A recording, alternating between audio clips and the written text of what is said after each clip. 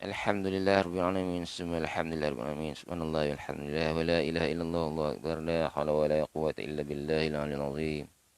Segala puji bagi Allah, Tuhan yang telah menghidupkan kita semula daripada kematian sementara pada malam tadi. Mudah-mudahan umur yang kita diberi pinjaman baki-baki ini dapat kita manfaatkan sebaiknya.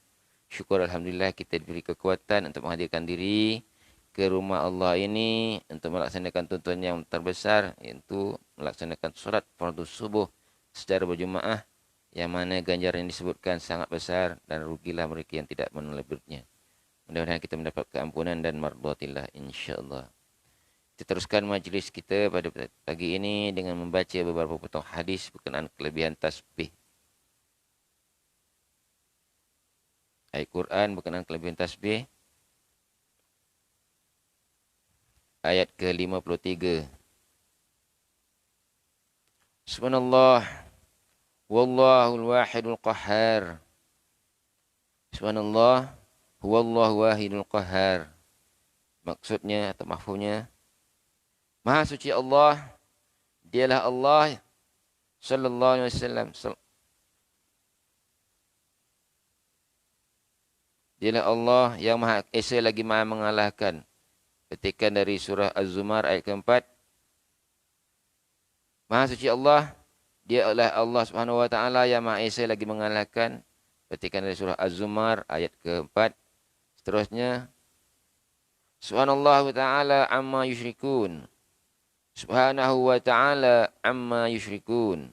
Mafhumnya, Maha suci Tuhan dan Maha tinggi Dia daripada apa-apa yang mereka persekutukan. Maha suci Tuhan dan Maha tinggi Dia daripada apa-apa yang mereka persekutukan. Surah Az-Zumar ayat 67. Terusnya, wa taral malaikatu haifin minal hawlil arsy bisubh yusabbihuna bihamdi rabbihim wa qudiya bainahum bil haqq wa qila alhamdulillahi rabbil alamin. Mafhumnya, dan kamu Muhammad sallallahu alaihi wasallam akan melihat malaikat-malaikat berada di keliling arasy bertasbih sambil memuji Tuhan mereka, serta mereka dihakimi dengan adil, dan masing-masing bersyukur dengan keputusan itu dan mengucapkan segala puji bagi Allah Subhanahu wa taala, Tuhan semesta alam. Dan kamu Muhammad sallallahu alaihi wasallam akan melihat malaikat-malaikat berada di keliling arasy bertasbih sambil memuji Tuhan mereka, serta mereka dihakimi dengan adil, dan masing-masing bersyukur dengan keputusan yang dengan mengucapkan segala puji bagi Allah Subhanahu wa taala, Tuhan semesta alam.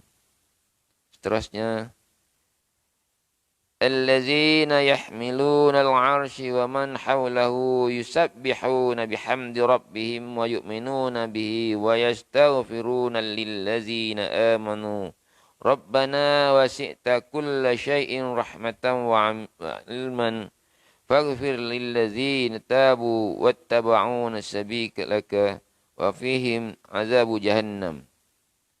Surah Al-Mu'min ayat ke-7. Mafhumnya, para malaikat yang menanggung arasy dan malaikat yang berada di sekelilingnya bertasbih memuji Tuhan mereka, dan mereka beriman kepadanya serta meminta keampunan bagi orang-orang yang beriman, seraya mengucapkan, ya Tuhan kami, rahmat dan ilmu Engkau meliputi segala sesuatu, maka berilah keampunan kepada orang-orang yang bertaubat dan mengikuti jalan Engkau, dan peliharilah mereka daripada siksaan neraka yang bernyala-nyala. Para malaikat yang menanggung arasy dan malaikat yang berada di sekelilingnya bertasbih memuji Tuhan mereka, dan mereka beriman kepadanya serta meminta keampunan bagi orang-orang yang beriman, seraya mengucapkan, ya Tuhan kami, rahmat dan ilmu Engkau meliputi segala sesuatu, maka berilah keampunan kepada orang-orang yang bertaubat dan mengikuti jalan Engkau, dan peliharilah mereka daripada siksaan neraka yang bernyala-nyala. Surah Al-Mu'min ayat ke-7. Alhamdulillah. Begitulah tadi beberapa potong ayat yang menyatakan kelebihan tasbih. Mudah-mudahan kita dapat mengambil iktibar dan mengamalkan bertasbih sebanyak-banyaknya yang mampu. Mudah-mudahan kita mendapat keampunan Allah Ta'ala, insya-Allah. Kita tutup majlis pada pagi ini dengan tasbih kifarah dan surah Al-As. Subhanallah wa bihamdihi, subhanakallahumma wa bihamdika, asyhadu an la ilaha illa anta, astaghfiruka wa atubu ilaik. Bismillahirrahmanirrahim. Wal 'asri innal insana lafi khusr illa alladzina amanu wa 'amilus shalihat wa tawasaw bil haqq wa tawasaw bis sabr. Shadaqallahul aliyyul azim.